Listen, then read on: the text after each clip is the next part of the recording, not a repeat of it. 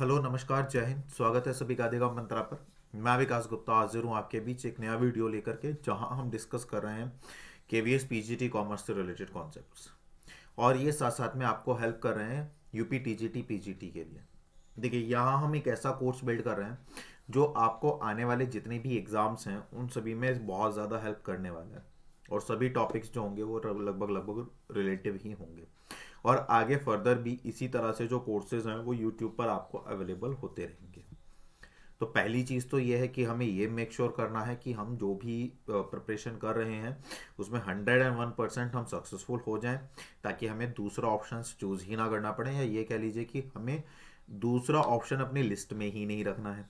तो उसका बेनिफिट ये होगा कि आप जो भी एग्ज़ाम देने के लिए जा रहे हैं, जैसे भी रिसेंट में केवीएस होगा और यूपी टीजीटी पीजीटी होगा, तो आप माइंड मेकअप कर लीजिए कि भाई हमें ये क्वालिफाई करना है इनी हाउ।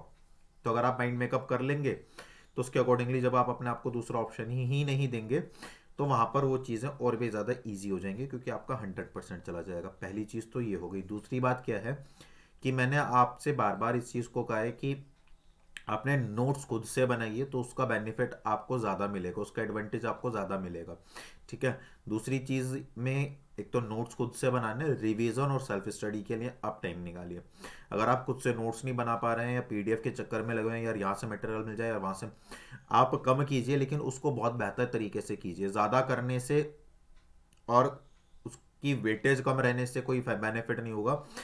क्वांटिटी कम और वेटेज ज़्यादा होगी, उसका बेनिफिट ज़्यादा मिलेगा। मतलब कहने का ये है कि अगर आप कम सिलेबस भी कवर करेंगे, लेकिन ऐसा करेंगे कि वहाँ से आपका कोई क्वेश्चन गलत नहीं जा रहा है, तो I think that will work more, instead कि भाई ये भी कर लो वो भी कर लो, यहाँ से भी आ जाओ वहाँ से भी आ जाए, ये भी मिल जाए वो भी मिल जाए, तो वो आपकी फ़ोन की स्टोरेज के अलावा और कुछ नहीं बढ़ाएगा, और एग्ज़ाम तो उससे बिल्कुल भी क्वालिफाई नहीं होने वाला है। तो ये बहुत बेकार वाली टेंडेंसी है कि ये भी आ जाए वो भी आ जाए।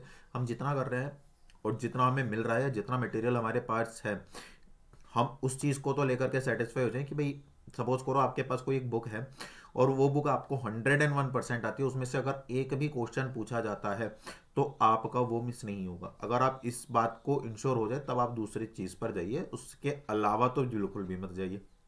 तो दो बात तो ये क्लियर हो गई। तीसरी बात ये है कि मैंने आप लोगों से कहा था कि भाई ये जो चैनल है ये आपका चैनल है ना। तो इस चैनल को ग्रो करने की सारी रिस्पॉन्सिबिलिटी आपकी है, मेरी नहीं है। ये मैंने आपके ऊपर छोड़ा हुआ है, और मुझे ये पता भी है कि भाई आप कुछ भी चाह करके या कैसे भी आप चैनल के साथ हमेशा ही खड़े रहेंगे, है ना।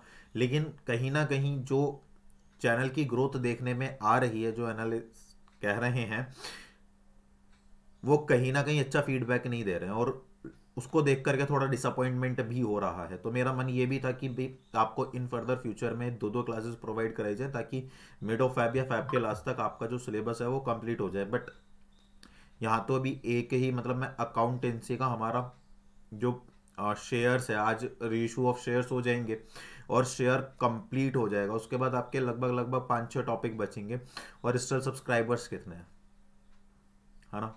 तो अभी तो हम सब्सक्राइबर्स का मिनिमम लेवल भी मीट नहीं कर पा रहे हैं। इसका मतलब ये है कि वीडियोस देखे भी जा रहे हैं, बेनिफिट भी मिल रहा है, एडवांटेज भी हो रहा है, सारी चीज़ें हो रही हैं, लेकिन क्या हो रहा है, उसकी शेयरिंग नहीं हो रही है। सब्सक्राइबर्स ज़्यादा उस लेवल पर जिस तरीके से बढ़ने चाहिए, जो मुझे एक्सपेक्टेड था, उस तरह से सब्सक्राइबर्स नहीं बढ़ रहे। तो इसका मतलब ये है कि कहीं ना कहीं हम एडवांटेज तो ले रहे हैं, लेकिन हम साइमल्टेनियसली उसको रिवर्स नहीं कर रहे, है ना। तो ये कहीं ना कहीं एक डिसअपॉइंटमेंट है आज माइंड में कि भाई हाँ, जितना बेहतरी के लिए हमने सोचा था, या जिस चीज़ के लिए हमने सोचा था कि भाई चैनल को उस लेवल पर लेकर के जाना है ताकि ज़्यादा से ज़्यादा बच्चों का बेनिफिट हो सके, तो वो चीज़ नहीं देखने को मिल रही है। तो एक ये चीज़ है, क्लियर है। तो आई होप कि आप लोग भी चैनल को उतना ही कंट्रीब्यूट करोगे जितना चैनल आपकी स्टडी के लिए कंट्रीब्यूट कर रहा है। मेरा सीधा सीधा सा मानना ये है कि अगर हम किसी भी चीज़ से कुछ भी सीख रहे हैं, या कहीं से भी हमें को थोड़ा भी बेनिफिट हो रहा है, तो वहाँ पर हमें सपोर्ट करना चाहिए, वहाँ पे हमें सपोर्टेबल होना चाहिए। ठीक है। तो फिर मैं वापस वही चीज़ कह रहा हूँ कि ये अल्टीमेटली आप ही के ऊपर है कि चैनल को ग्रो कैसे कर सकते हैं, क्योंकि मैं कोई कुछ ज़्यादा नहीं करने वाला भाई। अल्टीमेटली आपका सवाल है, आपके लिए यहाँ पर है। होगा वेल एंड गुड, एंड नहीं होगा तो एक टाइम के बाद वीडियोस जो हैं वो आनी बंद हो जाएंगी ऑटोमेटिकली, है ना। तो ये एक चीज़ है। ठीक है, क्योंकि मेरा टाइम और एफर्ट तो तभी बेनिफिट होगा ना जब आप लोग उस चीज़ को लेकर के रिवर्स में मुझे कुछ दोगे। तो मुझे तो सिर्फ एक ही चीज़ चाहिए, ज़्यादा से ज़्यादा बच्चों को बेनिफिट मिल सके। और वो को कैसे मिलेगा, वो आप लोग कंट्रीब्यूट करोगे। और जो लोग कंट्रीब्यूट कर रहे हैं उनका तहे दिल से बहुत बहुत शुक्रिया, और जो नहीं कर रहे हैं कृपया वो कंट्रीब्यूट करें। कंट्रीब्यूट आपको फाइनेंशियली तो करना नहीं है, क्या करना है, सिर्फ आपको शेयर करना है, वीडियोज़ लाइक करने हैं, कॉमेंट्स करने हैं। और ऐसे लोगों क्या, जो भी पीजीटी कॉमर्स या 11th 12th जो भी कॉमर्स लेवल की प्रिपरेशन कर रहे हैं, सभी के लिए ये वीडियोस बेनिफिशियल है। सभी इससे एडवांटेज ले सकते हैं। तो उन सब के पास शेयर कीजिए और ज़्यादा से ज़्यादा सब्सक्राइबर्स को बढ़ाइए ताकि ज़्यादा से ज़्यादा लोग बेनिफिट गेन कर सकें, है ना। तो चलिए अपना आज का टॉपिक शुरू करते हैं। आज हम जो डिस्कस करने वाले हैं वो हम डिस्कस करने वाले हैं री इशू ऑफ शेयर। तो चलिए री इशू ऑफ शेयर्स डिस्कस कर लेते हैं, बाकी तो आपके ऊपर है, सब देख लीजिए, है ना। तो पहला क्वेश्चन क्या है, अच्छा होता क्या है री इशू में, मैं एक चीज आपको बता देता हूं थोड़ा सा।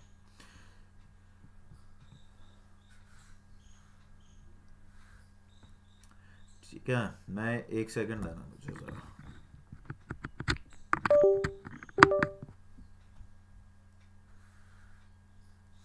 ठीक है, एक तो होता है इशू ऑफ शेयर्स। ठीक है, तो इशू ऑफ शेयर्स जो आप कर सकते हो वो एक तो समूल्य पर कर सकते हो, एट पर, और एक आप प्रीमियम पर कर सकते हो, आधिक्य पर।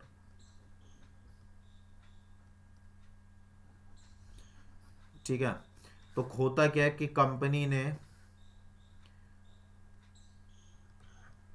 कुछ पैसे मांगे, 3, 4 और 3।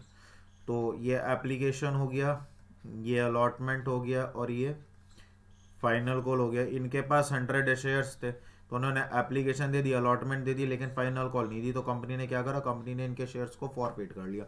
तो यहाँ तक तो कहानी हम पढ़ चुके हैं। अब यहाँ पे इसका मतलब ये है कि अगर कंपनी ने इनको फॉरफिट कर लिया तो इसका मतलब है कि ये जो 100 शेयर्स हैं ये वापस से किसके पास चले गए, कंपनी के पास चले गए। अब कंपनी इन शेयर्स को अपने पास नहीं रख सकती, वो क्या करेगी, वो इन्हें री इशू कर देगी। क्या कर देगी, वो इन्हें री इशू कर देगी, किसको, किसी और व्यक्ति को। किसको, किसी और व्यक्ति को। तो सपोज करो इस व्यक्ति ने इस कंपनी के शेयर्स ले लिए। अब सवाल ये आता है कि कंपनी री इशू कितने पर कर सकती है, तो जितने का मैक्सिमम रिसीव हुआ है ना, उतना कंपनी डिस्काउंट दे सकती है। इसका मतलब क्या है, कंपनी को 7 रुपीज़ रिसीव हुए हैं। कितने रुपीज़ रिसीव हुए हैं, 7 रुपीज़ रिसीव हुए हैं। तो कंपनी 7 रुपीज़ का डिस्काउंट दे सकती है। और मिनिमम वैल्यू जो है वो कितने रुपए, 3 रुपए पर इशू कर सकते हैं, मिनिमम 3। इसका मतलब क्या है कि जो हमारा मिनिमम वैल्यू ऑफ री इशू होता है वो क्या होता है, which is not received by the company, which is not received by the company from the share holder. बाकी फिर कंपनी कितने पर भी इशू कर सकती है। तो ये एक री इशू का कॉन्सेप्ट है छोटा सा, और यहाँ से सीधा सीधा क्वेश्चन बनता है। तो आप इस चीज़ को ध्यान में रखें, ये बताना आपके लिए ज़रूरी था। इसके बाद इनकी एंट्रीज कैसे बनेंगी वो बेटा हम समझेंगे न्यूमेरिकल क्वेश्चन के साथ। तो आपकी न्यूमेरिकल की प्रैक्टिस भी होगी, और साथ साथ में देखिए यहाँ से सीधा सीधा क्वेश्चन बनता है। ये बहुत इंपॉर्टेंट टॉपिक है जो मैं आपके साथ डिस्कस कर रहा हूँ। तो इस तरह के 2-3 क्वेश्चन आपको बहुत प्यार से जो आपका एग्जाम है उसमें देखने को मिल जाएंगे, है ना। तो चलिए शुरू कर लेते हैं अपना पहला क्वेश्चन। और पहला क्वेश्चन आपके सामने है जहां पर लिखा है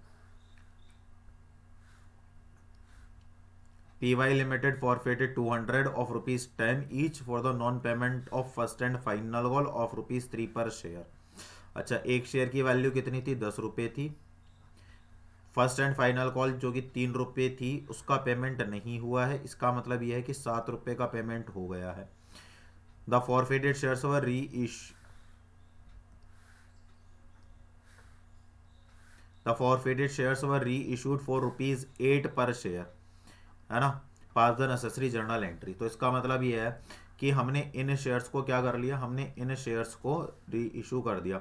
अब जब हमने इन शेयर्स को री इशू कर दिया है तो री इशू जो हमने किया है वो हमने यहाँ पर लिख लिया, री इशू कितने किए हैं, 200 शेयर्स। ठीक है ना, कितने रुपए में किए हैं, री इशूड ₹8। ठीक है। तो बेटा सबसे पहले एंट्री जो आप बनाओगे वो तो फॉर फीचर की ही बनेगी। तो फॉर फीचर की एंट्री बताओ मुझे क्या बनेगी सर। एक तो share capital account debit, share capital account debit, premium है नहीं, टू शेयर फॉरफिटेड अकाउंट या forfeited share account,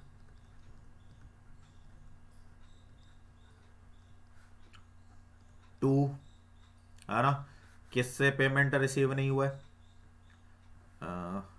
PY for non payment, first and final call, first and final call का पेमेंट रिसीव नहीं हुआ है। तो फर्स्ट एंड फाइनल कॉल कितने की, 3 रुपए की। तो यहाँ पर क्या आ जाएगा, देखिए अगर कहता कॉल इन एरियर भी खोल सकते हो और first and final call account भी खोल सकते हो, तो आपकी मर्जी है। तो मैं फर्स्ट एंड फाइनल कॉल खोल रहा हूँ, first and final call account, ठीक है। इसको कर रहा हूँ मैं यहाँ से रब, ये तो आपके समझ आ ही गया होगा, ठीक है। तो यहाँ पर ये सारी चीज़ें सेट हो गई। अब मेरे को एक बात बताओ, कितने शेयर हैं सर, 200 शेयर है। कितने रुपए का एक शेयर है सर, 10 रुपये। क्या सारे के सारे मांगे, कॉल्ड अप कितना है, कॉल्ड अप कितना है सर, ₹10। कितना, ₹10। तो 200 की मल्टीप्लाई 10 में करोगे तो कितना आएगा सर, 2000। Very good. अच्छा कितने रुपए रिसीव हो गए सर, 7, 2 7 सा सर 1400। कितने रिसीव नहीं हुए सर, 3 2 3 सा 600। अगर आपको पिछली वीडियो याद है या आपने देखा था कि पिछली वीडियो में हमने क्या किया था, तो आपको ये याद होगा मैंने यहाँ पर 1 लिखवाया था। क्या लिखवाया था मैंने यहाँ पर, 1 लिखवाया था, है ना। और अगर आपने नहीं देखा है तो भाई जा कर के देख लो, वो बड़ी इंपॉर्टेंट है, उसके बिना ये चीज़ नहीं हो पाएगी। वहीं मैंने ये सब बताया था। अब री इशू की क्या एंट्री बनेगी, देखिए कंपनी री इशू कर रही है, हाँ जी। कंपनी के पास पैसा आ रहा है क्या, हाँ जी बिल्कुल आ रहा है। तो बैंक अकाउंट डेबिट। अब मुझे एक बात बताओ, कंपनी ने मांगे कितने सर, 10 रुपये। रिसीव कितने नहीं हुए सर, 3 रुपये। अच्छा री इशू कंपनी ने कितने में किया है सर, 8 रुपये में। कंपनी ने री इशू कितने में किया सर, 8 रुपये में। तो इसका मतलब क्या है, इसका मतलब क्या है, इसका मतलब यह है कि कंपनी मिनिमम कितने में इशू कर सकती थी, कहा जाए तो 3 रुपये में, लेकिन कंपनी ने रीशू कितने में करा है, 8 रुपये में। और कंपनी के शेयर की फेस वैल्यू कितनी है, 10 रुपये। तो इसका मतलब यह है to share capital account, to share capital account. अगर इसको देखा जाए तो इसके हिसाब से शेयर कैपिटल में मैंने आपको बताया था कौन सी वैल्यू जाती है सर, फेस वैल्यू। तो कितने शेयर्स फॉरफिट करें, 200, और फेस वैल्यू कितनी है 10, तो कितना आ गया, बात समझ में आ गई। अच्छा आपने री इशू कितने में करा है, 8 रुपये में। तो इसका मतलब है डेबिट कुछ ना कुछ तो होगा, लेकिन वो 8 रुपये से नहीं या 10 रुपये से नहीं होगा, वो कितने से होगा, 2 रुपये से होगा। अगर हम इसको 2 रुपये से डेबिट कर दें, अगर हम इसको 2 रुपये से क्या कर दें, डेबिट कर दें, तो हमारा काम हो जाएगा, है ना। तो अगर मैं इसकी अमाउंट लिखूं तो यहाँ कितनी आएगी सर, 1600। यहाँ कितनी आएगी सर, 2000। अब कहानी बची यहाँ की। तो यहाँ पर आप ध्यान से समझिए, देखिए यहाँ पर जब कंपनी, कंपनी का शेयर कितना का एक्चुअली सर, 2000 का, ठीक है। तो कंपनी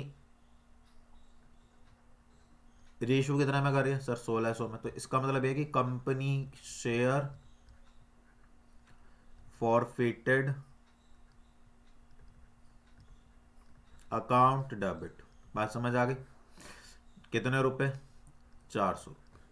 क्या ये बात क्लियर हो गई। अब यहाँ पर देखो आप, अच्छा इसका मतलब अगर यहाँ पर रिसीव हो जाए, है ना, अगर यहाँ पर क्या हो जाए, रिसीव हो जाए, क्लियर है ना, अगर यहाँ पर रिसीव हो जाए तो इसका मतलब ये है कि कंपनी क्या करेगी, क्रेडिट करेगी।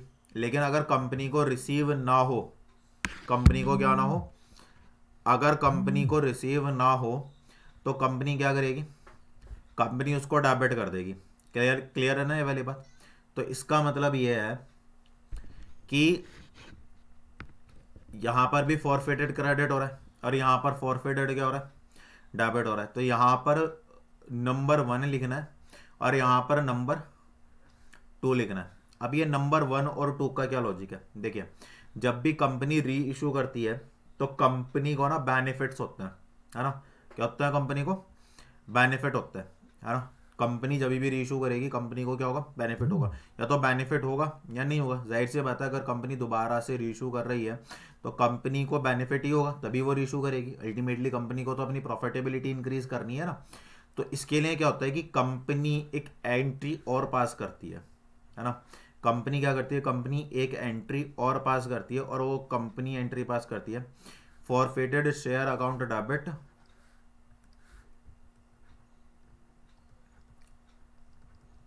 forfeited share account debit to capital reserve account, to capital reserve account. अब इसमें अमाउंट कौन सी जानी है? देखिए इसके लिए ना हमें सबसे पहले क्या निकालना पड़ेगा? इसके लिए हमें इसका बेनिफिट निकालना पड़ेगा। बेनिफिट कैसे? देखो जनरली होता क्या है, देखिए यहां पर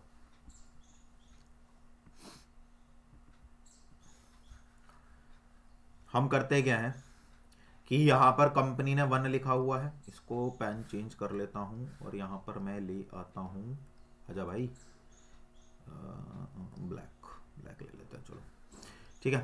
कंपनी का 1 है ना, मल्टीप्लाई कंपनी ने कितने री इशू करे और टोटल कंपनी ने कितने फॉरफिट करे -2।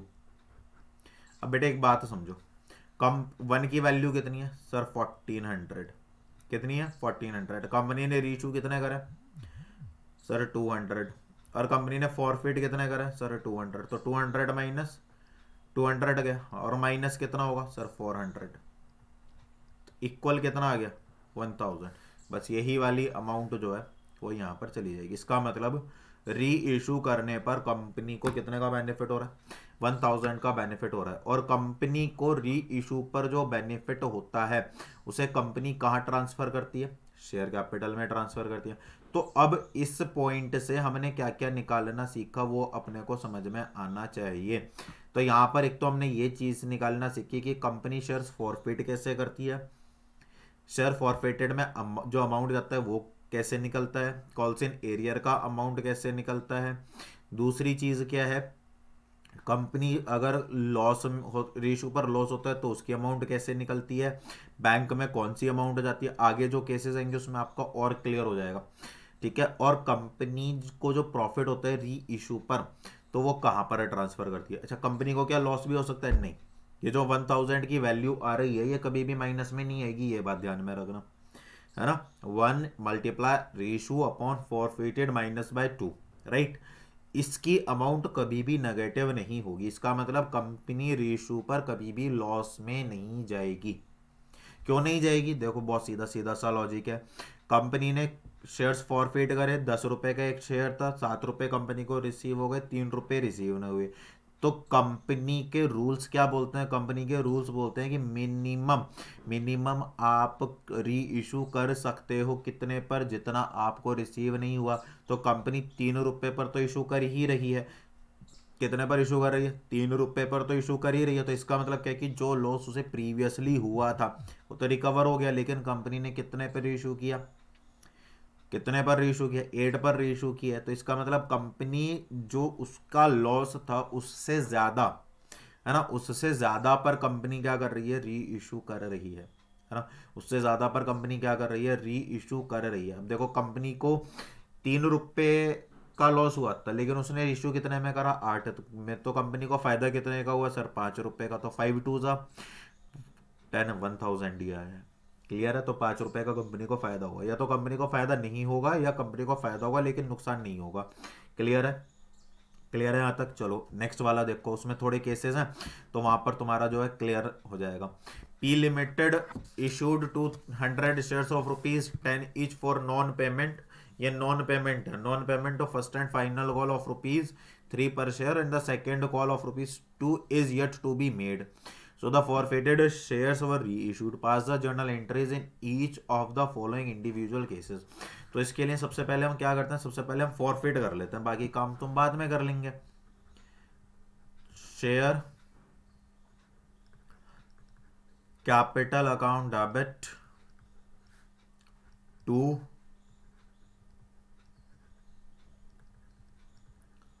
फॉरफिटेड शेयर अकाउंट और 2। The second and final is yet to be made, मांगी जाएगी लेकिन अभी तक मांगी नहीं गई है। लैंग्वेज का ध्यान में रखना, फंस मत जाना, समझ गए। To share first call account.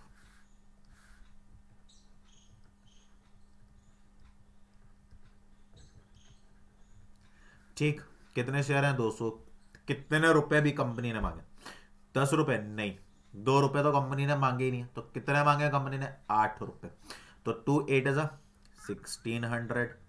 कितने रिसीव नहीं हुए हैं वो देख लो, 3 रुपए। तो 2 3 600। तो कितने रिसीव हो गए होंगे? 1000। क्लियर यहां तक कहानी। अब आ जाओ पहले केस पर। देखो ए का first, if shares are reissued ₹4, ये तो बिल्कुल as it is. Bank account debit to share capital account. Bank account debit to share capital account. कितने शेयर्स हैं सर? 200। कितने पर इशू करें सर? 5 पर। ठीक है साहब, कितने पर इशू किए? 5 पर। अच्छा, शेयर कैपिटल में सर फेस वैल्यू जाती है तो 10 आएगा। गलत बात, बिल्कुल गलत। क्यों सर? मांगे कितने हैं सर? 8। ओके, ध्यान में रहेगा, बिल्कुल रहेगा। तो कितना आ गया? 1600 आ गया। 2 5 10। तो 600 रुपए की यहाँ पर डेफिशिएंसी आ गई, बिल्कुल आ गई। तो यहाँ पर किस नाम से लिख लोगे sir? Forfeited share account debit 200 multiply by. और सर यहाँ पर आपने एक चीज़ और भी कही थी सर, यहाँ पे आपने कहा था 1 लिखने के लिए और यहाँ पर आपने कहा था 2 लिखने के लिए। तो 1 में से 2 माइनस कर दो, कितना आ गया सर? 3 आ गया। सॉरी, 1 में से 1 में से 6 माइनस 10 माइनस 6 करोगे तो कितना आएगा?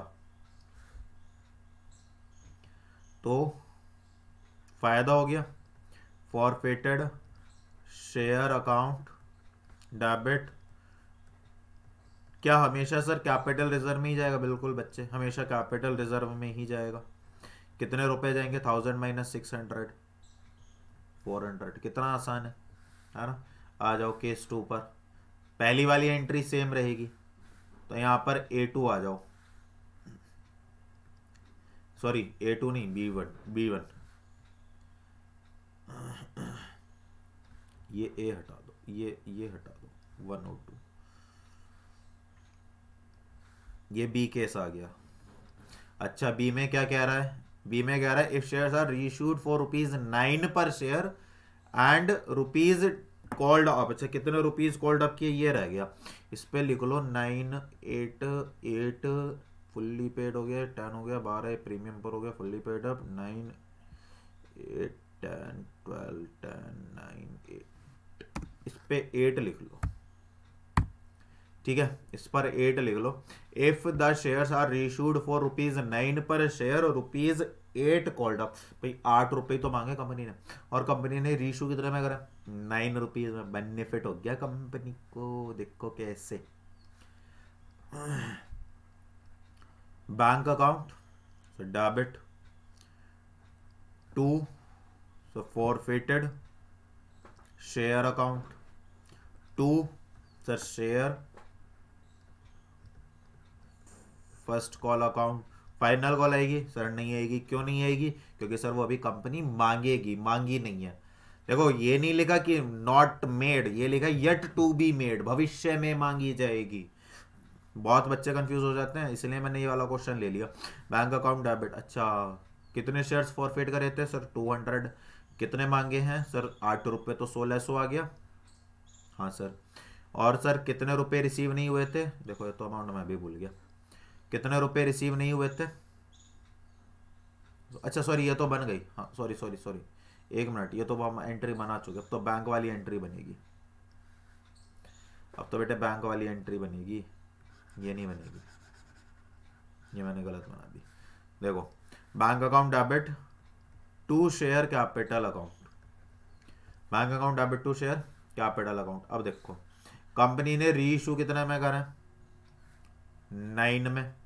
मांगे कितने हैं, मांगे कितने, 8 रुपये। मांगे कितने, 8 रुपये। तो इसका मतलब क्या है, इसका मतलब यह है कि कंपनी के बैंक में कितने रुपए जाने चाहिए, बोलो कंपनी के बैंक में कितने रुपए जाने चाहिए, बताओ फटाफट से। भाई 200 शेयर थे तो कंपनी के बैंक में 9 रुपये ही तो जाएंगे।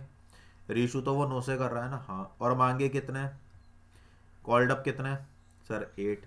तो बाकी का तीसरा, अब ये 1 रुपये का क्या हो गया, तो अब तो यहाँ पर आ गया बैलेंस 200 मल्टीप्लाई बाय 1। तो यहाँ पर आ जाएगा security premium reserve, security premium reserve. इसका मतलब कंपनी ने 8 रुपये मांगे थे, है ना। तो 8 रुपये का शेयर था जिसे कंपनी ने कितने में रीइशू किया, 9 रुपीज़ में। तो कंपनी को कितने का फायदा हो गया, 1 रुपये का। तो अब सर यहाँ पर कुछ नहीं जाएगा, नहीं जी, यहाँ पर कुछ नहीं जाएगा, ये हो जाएगा नील। तो सर जैसे हम यहाँ पर 2 लिखते थे तो यहाँ पर कुछ नहीं लिखेंगे, है ना। तो 2 9 जा 1800, 8 2 जा 1600 और 2 1 जा सिंपल। और सर दूसरी एंट्री क्या बनेगी इसकी, similarly forfeited share account debit to capital reserve account. Sir 1 multiply R upon F, तो रेशो भी उतना ही है और फॉरफिट भी इतनी है और 2 की कोई वैल्यू नहीं है। तो क्या आ जाएगी, पहली वाली में कितने थे, 1000 रुपये। तो 1000 इसमें हम लिख देंगे, 1000 हम क्या कर देंगे इसमें लिख देंगे। तो हमारा जो हमारा कैपिटल रिजर्व है उसमें कितने चले जाएंगे, 1000 आ जाइए। थर्ड केस देखिए जरा, पहले तो ये एंट्री तो बना ही लिया करो, बैंक अकाउंट डेबिट, वो एक लाइन छोड़ दी, टू शेयर कैपिटल अकाउंट। यहां पर भी 200 से मल्टीप्लाई होनी है और यहां पर भी 200 से मल्टीप्लाई होनी है। अब ये देख लेते हैं कि कितने उसने मांगे और कितने पे रीइशू किया। देखो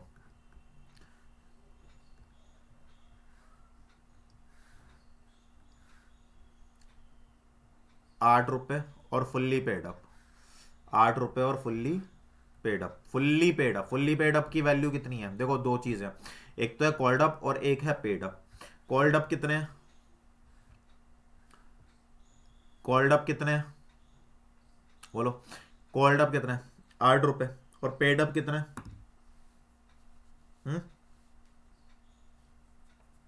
पेड अप कितना है भाई, 8 रुपये या 10 रुपये, 10 रुपये। पेड अप कितना है, 10 रुपये। तो हम अगर इसको देखें, अगर हम इसको देखें तो फुल्ली पेड अप है, कॉल्ड अप नहीं है। तो पेड अप 10 रुपये, तो इसका मतलब है कि बैंक में तो सर जाएंगे 8 रुपये, बैंक में तो जाएंगे 8 रुपये और यहाँ पर जाएंगे 10 रुपये। तो इसका मतलब यहाँ पर हमारा एक वैल्यू निकल करके आ जाएगा जिसको हम बोलेंगे 200 मल्टीप्लाई बाय 2। बिल्कुल सही बात। और सर क्योंकि डेबिट में है तो फॉरफिटेड शेयर अकाउंट डेबिट, सही बात है। तो 2 8 16 और 2 दूनी 4 और 2 धाम 20, 2000। Clear.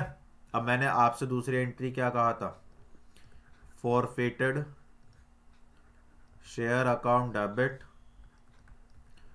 To capital reserve account. मैंने अब आपसे क्या कहा था, 1 multiply R upon F minus 2। 1 की वैल्यू कितनी है, 1600, 1000। 1 की वैल्यू कितनी है, 1000 मल्टीप्लाई, रीशू कितने कर रहे हैं 200, फॉरफिट कितने कर रहे हैं 200 माइनस 2 की वैल्यू कितनी है, ये आ गई 2 की वैल्यू। कितनी है 2 की वैल्यू, 400।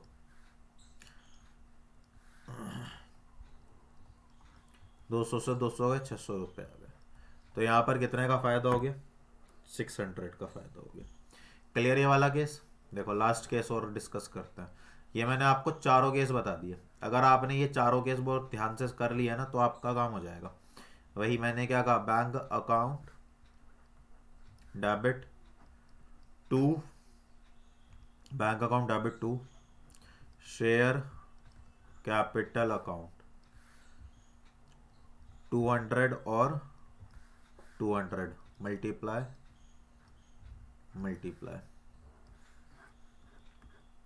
देखो क्या कह रहा है, फुल्ली कॉल्ड अप, क्या फुल्ली कॉल्ड अप, और कितने में रीइशू कर रहा है, 12 में। ठीक, अब देखो यहाँ पे फुल्ली कॉल्ड अप का मतलब क्या भाई, सबसे पहले तो ये समझो कि उसने रीइशू कितने में करा, सर 12 रुपए में। फुल्ली कॉल्ड अप कितना है, called up paid up, fully called up, fully called up मतलब सारे के सारे मांग लिए, सारे के सारे मांग लिए का मतलब क्या, कितने रुपए, 10 रुपए, फुल्ली कॉल्ड अप है ना। अगर खाली कॉल्ड अप होता तो आठ जाता, लेकिन कह रहा है फुल्ली कॉल्ड अप तो 10 रुपए, तो अब 200 रुपए की डेफिशिएंसी यहां पर आ जाएगी, accessory, that is called premium, है ना। तो 2SPR कितना कितना अमाउंट आ जाएगा, 2400, 2000 और 400। अब क्या करेंगे हम यहाँ पे, वही forfeited share account debit to capital reserve account 1000, भाई यहाँ पर तो 2 है ही नहीं, तो इसका मतलब 1000 रुपये किस में चले जाएंगे, इसमें चले जाएंगे। यहां तक आपके 4 केस हो गए, और इन 4 से अलग 5वां केस अपना कोई बनता नहीं है, क्लियर। तो ये दो इलस्ट्रेशन तो आपके ये हो गए। अब एक और इलस्ट्रेशन है जहां से क्वेश्चन बनता है, अब वो क्या चीज़ है उससे और कर लेते हैं। लेकिन इससे पहले आप एक चीज़ समझिए कि ये जितने भी क्वेश्चन है यहाँ से सीधा सीधा क्वेश्चन बनता है। ये न्यूमेरिकल क्वेश्चन मैं खाली प्रैक्टिस इसलिए करा रहा हूँ ताकि आपको पता रहे कि आपको करना क्या है, क्लियर है। अमाउंट्स कैसे निकालना है, नंबर ऑफ शेयर्स पूछ सकता है, डेबिट क्या होगा, क्रेडिट क्या होगा, किस अकाउंट में जाएगा, कैपिटल रिजर्व में जाएगा नहीं जाएगा, ये बहुत सारी चीज़ें हैं आपकी, और ये सारे के सारे इस कॉन्सेप्ट्स में से क्लियर हो जाएंगे। हाँ चलो, एक फटाफट से एक और क्वेश्चन देख लेते हैं, लेकिन उससे पहले फटाफट से चैनल को शेयर और सब्सक्राइब कर दो जल्दी से, ठीक है, बस रुकना नहीं चाहिए, है ना। देखिए, NY limited forfeited 100 shares of ₹100, हाँ ये एक मिनट रुको, NY limited forfeited 100 shares of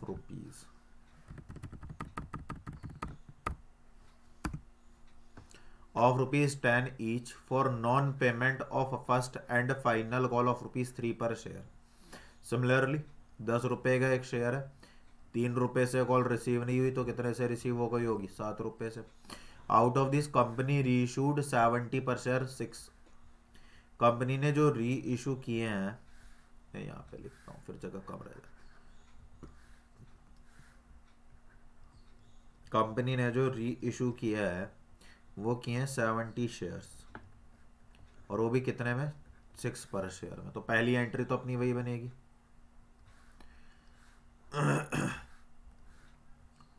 share capital account debit. अच्छा, जिनको ये सवाल आ रहा है कि ये शेयर कैपिटल डेबिट क्यों हो रहा है, वो एक बार जो पुराने वीडियोस हैं उन्हें देख लें। अच्छा, प्रीमियम का रीइशू पर कोई, जैसे ओरिजिनली जो शेयर्स प्रीमियम पर इशू होते हैं उसका रीइशू से कोई लेना देना नहीं है ना, तो उसका केवल इस वाली जो फॉरफीचर ऑफ शेयर्स हैं उन्हीं से लेना देना है, और वो ऑलरेडी से हम पहली वाली वीडियोस में डिस्कस कर चुके हैं। तो जिन भी बच्चों ने वो वीडियो नहीं देखा है, एक बार वो बच्चे उस वीडियो को देख लीजिए ताकि आपको हेल्प मिल सके, क्लियर है। तो share capital account debit to forfeited shares account और to first and final call है ना, हाँ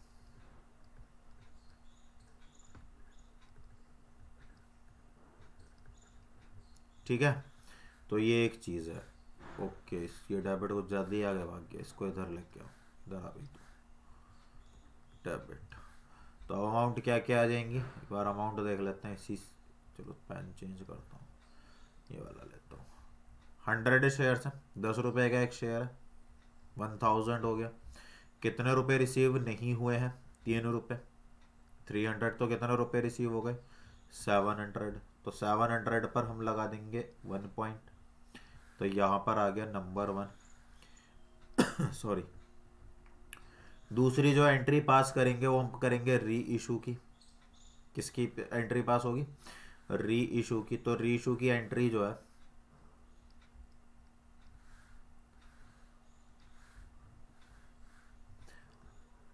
मैंने कहा था bank account debit to share capital account. तो bank account debit to share capital account कितने, अच्छा शेयर्स कितने रीइशू हो रहे हैं यहाँ पर वो समझने वाली बात है। तो 70 शेयर्स रीइशू हो रहा है, तो 70 से मल्टीप्लाई होगी, ये भी ध्यान में रखें। कितने रुपए, 6। और है शेयर कितने का, 10 रुपए का। तो 7 6 जा 420, 7 6 जा 420 है ना। और रीशू में 700।